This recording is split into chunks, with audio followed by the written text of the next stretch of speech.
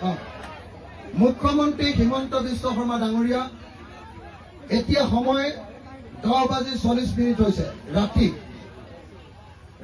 10:40 ধুবুৰী জিলাৰ এইডোখৰ ঠাইৰ নাম কি আদাবাৰী ধুবুৰী জিলাৰ আদাবাৰীত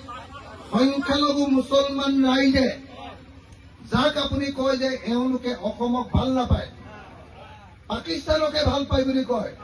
তেওঁলোকে ৰাতি 10:40 এতিয়া জয় আই অসম ধ্বনি দি আছে অৰ্থাৎ তেখেতসকলে সকলোৱে অসমক ভাল পায়